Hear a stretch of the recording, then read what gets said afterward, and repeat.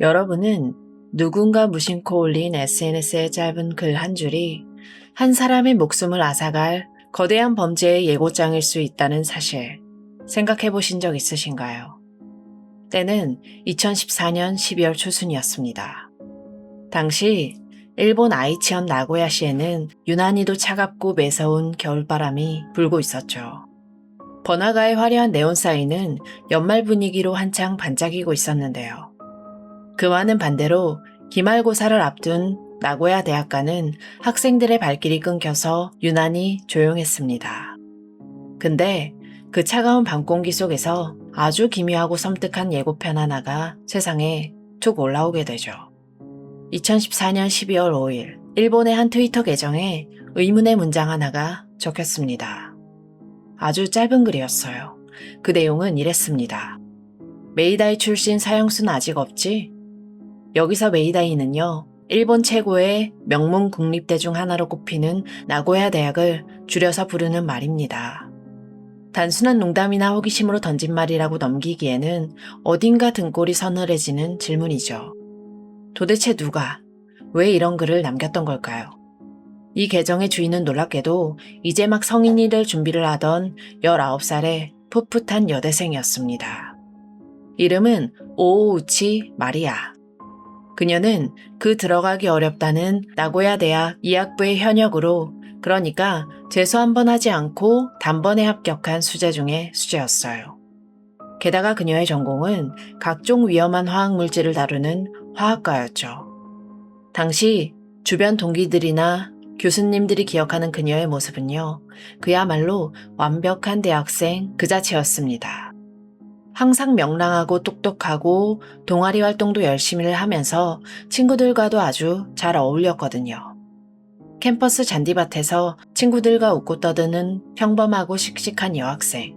누가 봐도 빛나는 미래가 보장된 엘리트 중에 엘리트였던 거예요. 명문대 1학년. 객관적으로 봤을 때 그녀의 인생은 누가 봐도 탄탄대로 그 자체였죠. 하지만 그 눈부신 타이틀과 명랑한 미소는요, 그녀가 세상에 내보인 완벽하고 치밀한 가면에 불과했습니다.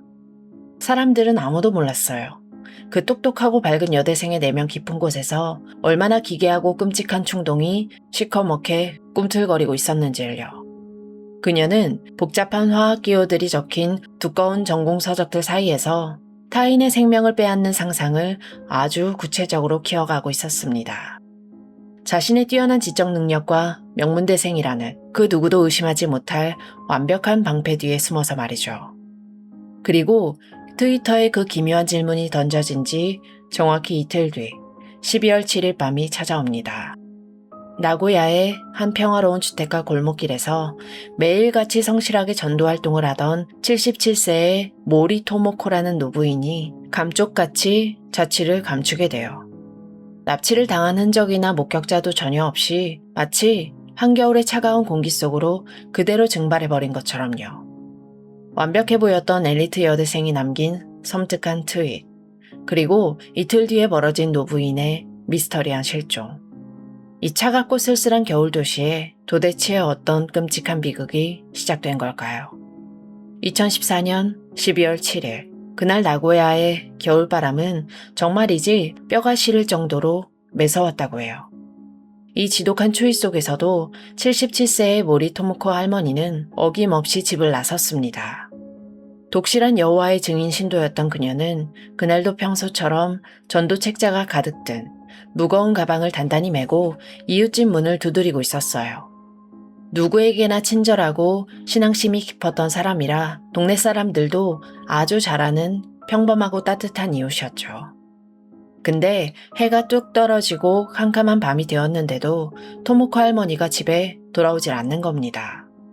보통 이 시간이면 따뜻한 저녁을 준비하고 있어야 할 아내가 연락조차 닿지 않자 집에서 기다리던 남편은 덜컥 겁이 났죠. 불길한 예감에 휩싸인 남편은 밤늦게 관할인 치쿠사 경찰서로 달려갔어요. 엄청 다급하게 실종신고를 접수했고요. 경찰도 사안의 심각성을 인지하고 즉각 수사에 착수했습니다. 하지만 수사는 시작부터 완전히 꽉 막혀버렸습니다. 77세의 평범한 노부인이 누군가에게 깊은 원한을 살 일도 없었고요. 납치를 당했거나 뺑소니 교통사고를 당했다고 의심해 볼 만한 단서조차 거리에 전혀 남아있지 않았거든요. 그렇게 하루 이틀 시간은 야속하게만 흘러갔습니다. 가족들의 피가 바싹바싹 마르는 듯한 고통 속에서 어느덧 해가 바뀌고 실종 한 달째가 돼버렸죠. 그러던 2015년 1월 27일이었습니다. 경찰의 끈질긴 탐문과 동선 추적 끝에 실종 당일에 토모코 할머니의 마지막 행적이 끊긴 장소가 마침내 특정됐어요. 그곳은 치쿠사구에 위치한 평범한 대학가 원룸 아파트였죠. 형사들이 곧바로 그 아파트로 들이닥쳤습니다. 근데 굳게 닫힌 철문 앞에서 산전수전 다 겪은 베테랑 형사들도 묘한 긴장감을 느꼈다고 해요.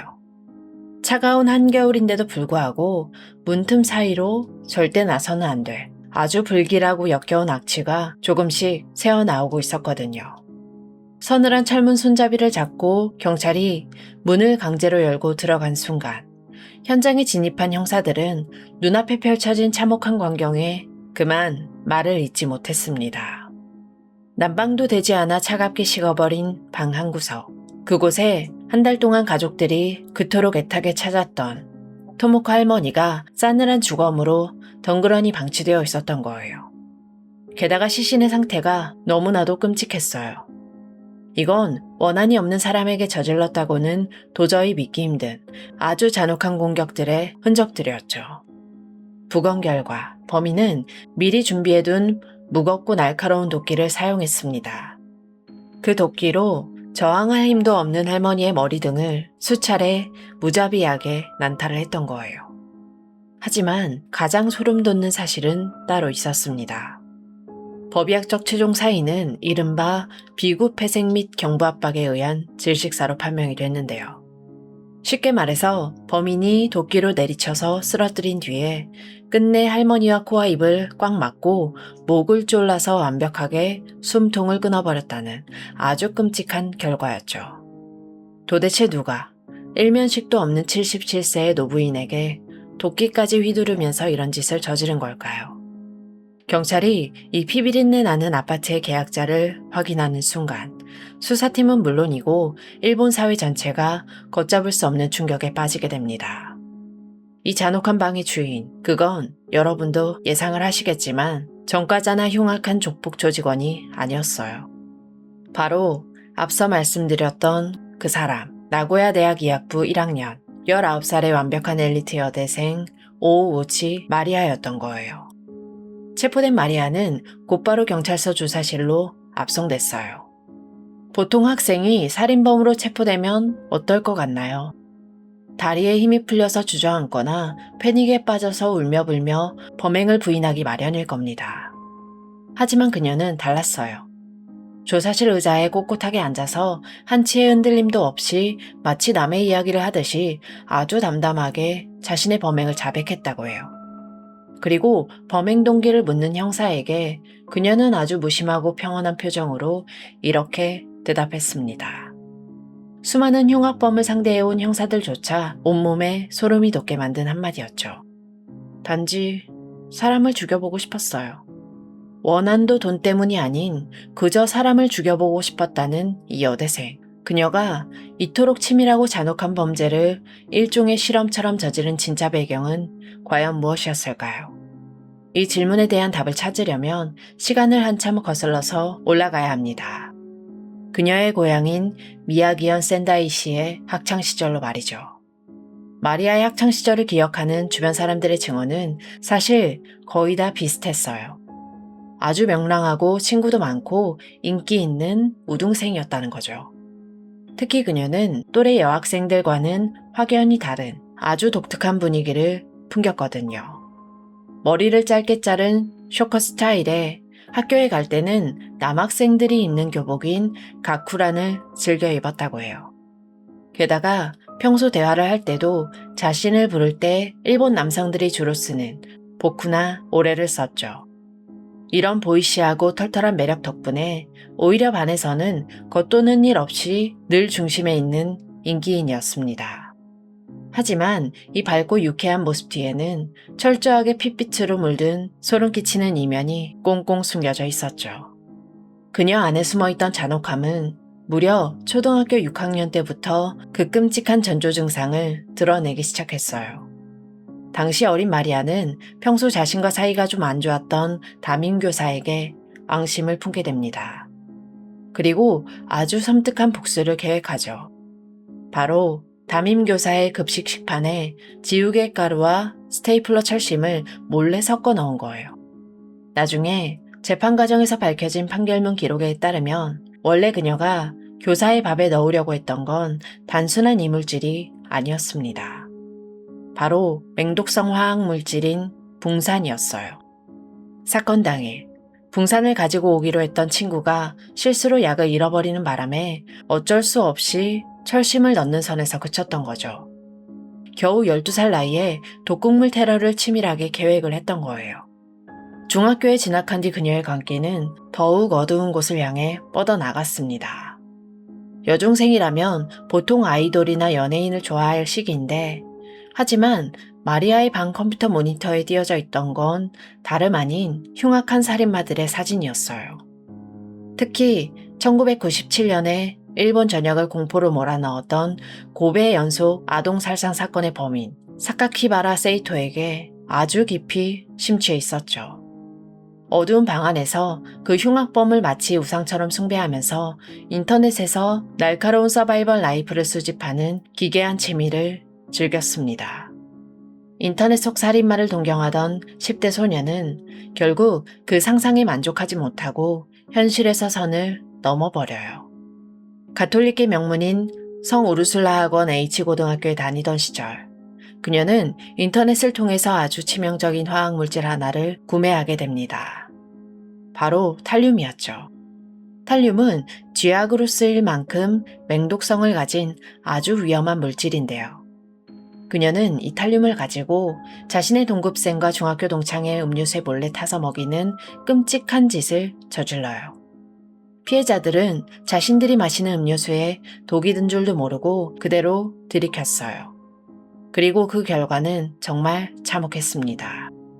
특히 탈륨이 든 음료를 2번이나 마시게 된 한 남학생은 머리카락이 다 빠지는 극심한 탈모와 함께 시력이 급격히 떨어지는 심각한 후유증을 겪게 됩니다. 이건 평생 회복하기 힘든 치명적인 상처였죠. 근데 여기서 가장 소름 돋는 건 독을 먹인 마리아의 태도였어요. 친구가 고통에 몸부림치면서 시력을 잃어가고 있는데도 그녀는 미안해하거나 두려워하는 기색이 전혀 없었습니다. 오히려 피해자들의 몸에 나타나는 증상들을 하나하나 관찰하면서 마치 과학 실험 일지를 쓰듯이 자신의 일기장에 아주 꼼꼼하게 기록을 남겼거든요. 나중에 밝혀진 바에 따르면 이건 2005년에 일어났던 이른바 시즈오카 탈륨 소녀 사건을 그대로 따라한 모방 범죄였어요. 나중에 이 끔찍한 고등학교 시절의 범행이 세상에 알려진 건 바로 노부인 살해 사건으로 그녀가 체포된 직후였습니다. 이 사실이 보도되자 일본 대중들은 그야말로 발칵 뒤집히고 극도로 분노했죠. 아니, 고등학교 때 이미 이런 독극물 테러를 저질렀는데 어떻게 명문대에 입학할 수 있었느냐라는 거였어요. 당시 마리아가 미성년자, 즉 소년법에 보호받는 나이였다는 점, 그리고 학교 측이 이 심각한 범죄를 안일하게 대처하고 조용히 덮어버리면서 그녀는 아무런 법적 제재나 처벌도 받지 않고 법망을 쏙 빠져나가게 된 겁니다. 심지어 무사히 고등학교를 졸업하고 자신이 그토록 좋아하는 화학물질을 마음껏 다룰 수 있는 나고야 대학 화학과에, 그것도 아무 일도 없었다는 듯이 엘리트 코스를 밟으면서 당당하게 입학해버린 거죠. 사법 시스템과 교육 현장의 빈틈이 어떻게 완벽한 괴물을 키워냈는지 보여주는 정말 끔찍한 대목이에요. 주변의 방관과 시스템의 허술함 속에서 완벽하게 자신의 정체를 숨긴 그녀는 대학이라는 자유로운 공간에 놓이자마자 마침내 고삐가 완전히 풀려버렸습니다. 가족과 떨어져서 나고야에서 혼자 살기 시작한 2014년. 그녀의 머릿속을 맴돌던 기괴한 살인 충동은 도저히 통제할 수 없는 한계선을 넘어버린 거죠. 이제 그녀를 말려줄 사람도 감시할 가족도 없는 완벽한 자유의 공간이 생겼잖아요. 당시 마리아가 혼자 살던 자취방의 풍경은 방 한쪽 책상에는 유기화학, 무기화학 같은 복잡한 전공 서적과医학부 프린트물이 잔뜩 쌓여 있었어요. 누가 봐도 밤새워서 공부하는 모범적인 명문대생의 방이었죠. 근데 바로 옆구석에는요, 날이 시퍼렇게 선 무거운 도끼와 각종 인화성 물질들이 아무렇게나 나뒹굴고 있었습니다. 똑똑한 모범생과 끔찍한 살인마가 한 방에 공존하는 정말 기괴하고 소름 돋는 풍경이었죠. 이 위험한 방 안에서 그녀의 범죄 스케일은 점점 대담해지기 시작했어요. 살인을 저지르기 몇 달 전인 2014년 8월이었어요. 여름방학을 맞아 고향인 샌다이에 내려가 있던 마리아는 어느 날 밤 한 평범한 가정집 창문에 불이 붙은 화염병을 던져버립니다. 유리창이 와장창 깨지고 빨간 불길이 치솟는 걸 지켜보면서 본인 안에 억눌려 있던 파괴적인 방화 충동을 시험을 해본 거예요. 경찰 조사에서 그녀가 밝혔던 기괴한 살인 동기. 단지 사람을 죽여보고 싶었다. 근데 이게 단순히 사이코패스적인 호기심만 있었던 게 아니에요. 여기에는 아주 소름 끼치는 강박관념이 하나 숨어 있었죠. 당시 일본 법률상 만 20세 미만은 소년법의 강력한 보호를 받았는데요. 사건 당시 19살이던 그녀는 자신이 성인이 되기 전에, 그러니까 법적으로 소년이라는 타이틀이 있을 때 반드시 살인을 저질러야 한다는 끔찍한 압박감을 느끼고 있었습니다. 실제로 그녀의 일기장에는 그녀의 뒤틀린 가치관을 정확히 보여주는 아주 섬뜩한 문장이 하나 적혀 있었어요. 소년 범죄는 현역 합격과 같은 눈부신 빛이 있다고 생각합니다. 재수 없이 단번에 명문대에 딱 붙은 현역 합격이라는 그 엄청난 성취감을 끔찍한 소년 범죄에 그대로 가져다 붙인 겁니다. 자신이 남들보다 똑똑하다는 우월감을 살인이라는 아주 극단적인 형태로 증명해 보이고 싶었던 걸까요? 결국 성인이 되기 직전인 2014년의 마지막 겨울, 그녀는 이 잔혹한 계획을 실행에 옮기기로 마음먹은 거예요. 12월 7일 사건 당일, 마리아는 평소처럼 여호와의 증인 모임에 참석했습니다. 그리고 거기서 안면을 든 77세의 모리 할머니에게 아주 살갑고 친근하게 다가갔죠. 평소 신앙심이 깊고 전도에 열심히 했던 할머니에게 그녀는 이렇게 말하면서 접근했어요. 종교에 대해서 이것저것 물어보고 싶은 것이 너무 많아요. 그 따뜻하고 성실했던 할머니는 명문대생이 자신에게 진지하게 질문을 해오니까 얼마나 기쁘셨겠어요. 할머니는 아무런 의심 없이 그 19살의 여대생의 자취방으로 발걸음을 옮기게 됩니다. 하지만 방문을 열고 들어선 순간 친절했던 여대생의 얼굴은 완벽한 악마로 돌변했죠. 마리아는 미리 방에 준비해둔 도끼로 할머니를 무참히 가격하고 결국 목을 졸라 살해하고 말아요. 근데 사람을 죽이고 나서 그녀가 한 행동은 우리의 상식을 완전히 산산조각 내버립니다. 바닥에 쓰러진 참혹한 시신을 내려다보면서 그녀는 아주 침착하게 주머니에서 자신의 핸드폰을 꺼내 들었어요.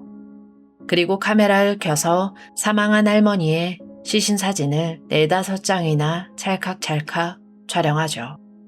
나중에 판결문에서 밝혀진 이 사진 촬영의 이유가 뭐였냐면 바로 자신의 실험 결과를 기록으로 남기기 위해서였습니다. 사람의 귀한 생명을 그저 화학 실험실의 쥐나 개구리처럼 취급을 했던 거예요. 그리고 방금 전까지 노부인이 숨을 거둔 그 피비린내 나는 방 안에서 그녀는 태연하게 트위터에 접속합니다. 그리고 자신의 계정에 짧은 글 하나를 딱 남기죠. 드디어 저질렀다. 현역 합격이라는 삐뚤어진 목표를 달성한 그녀의 다음 행동은 정말 기가 막힐 정도입니다. 그녀는 차가운 겨울 공기가 맴도는 방 안에 할머니 시신을 덩그러니 방치해둔 채 본인은 고향인 샌다이의 부모님 집으로 훌쩍 내려가 버려요.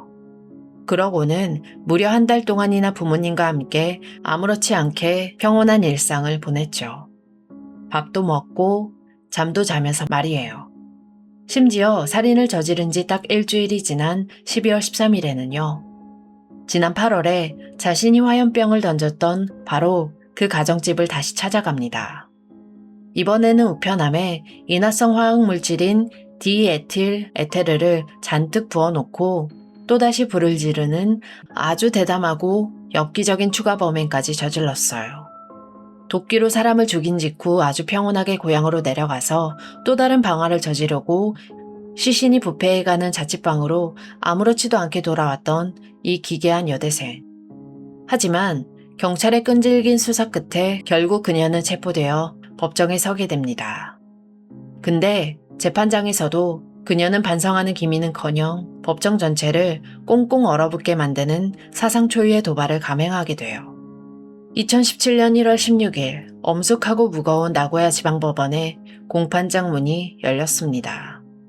방청석에 앉은 피해자 유족들은 피눈물을 흘리면서 범인의 엄벌을 촉구하고 있었죠. 근데 피고인석에 앉아있는 마리아의 모습은 정말이지 기이할 정도였습니다.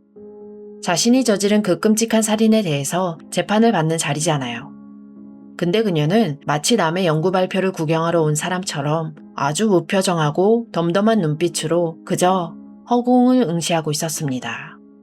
사실 본격적인 재판 이야기를 하기 전에 이 사건이 일본 사회에 던진 또 다른 엄청난 충격을 먼저 짚어볼 필요가 있습니다.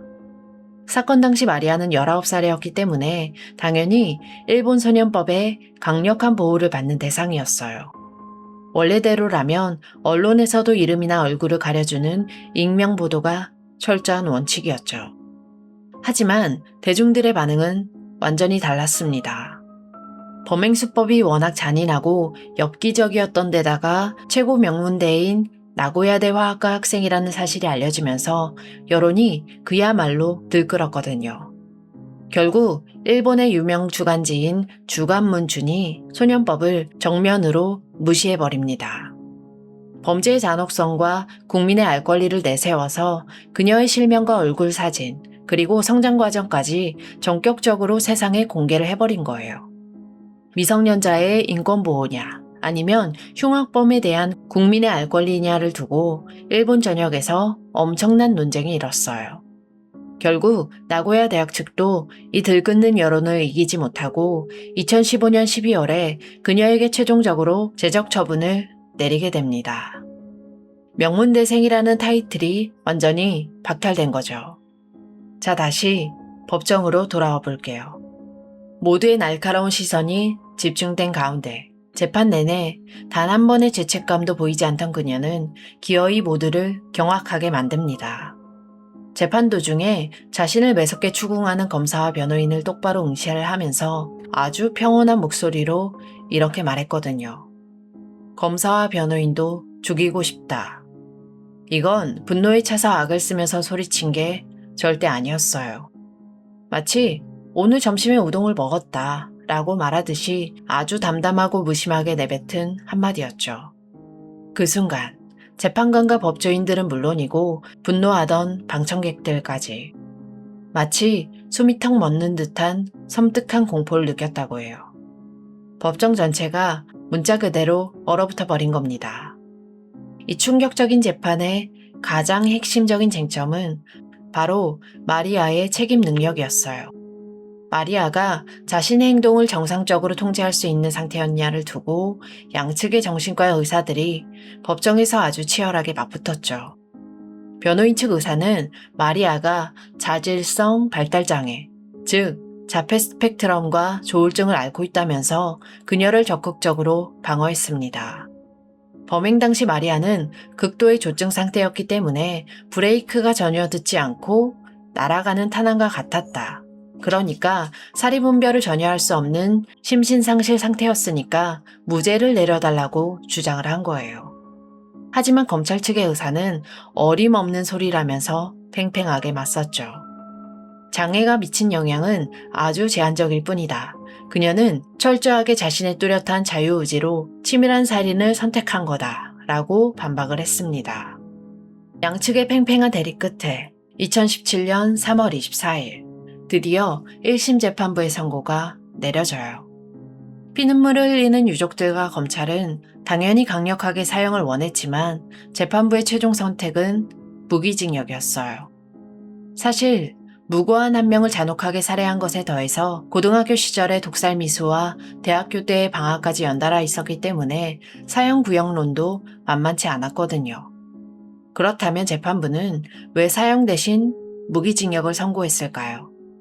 판결문에 따르면 재판부 역시 범행의 악질성과 잔혹성만큼은 사형에 처할 만큼 무겁다고 분명히 인정했습니다.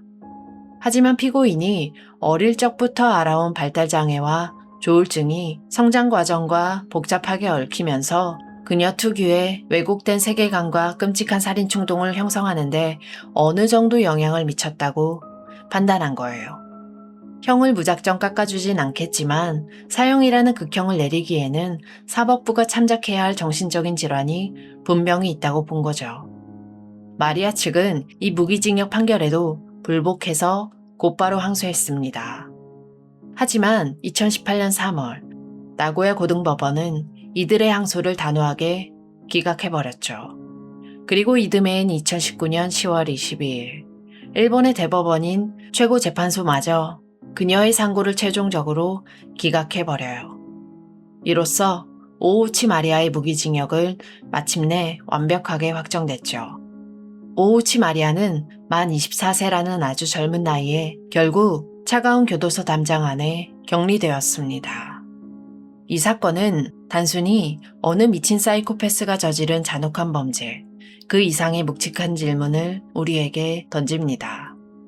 명문대생이라는 그 누구도 의심하지 않는 눈부신 엘리트의 가면을 썼을 때 우리 사회의 사법체계와 교육 시스템이 얼마나 무기력하게 괴물을 방치할 수 있는지 그 뼈아픈 현실을 우리가 똑똑히 보게 된 거죠. 만약 고등학교 시절에 그 위험했던 탈륨 독극물 테러를 학교가 조용히 덮지 않았더라면 어땠을까요? 명문대생이라는 타이틀에 가려져 있던 그녀의 뒤틀린 신호들을 어른들이나 시스템이 진작 알아챘더라면 그 추운 겨울밤 성실하게 전도를 다니던 77세 토모코 할머니의 허망한 죽음은 막을 수 있지 않았을까요? 안타깝게 희생당한 피해자분의 명복을 빌겠습니다. 지금까지 고요한 밤이었습니다.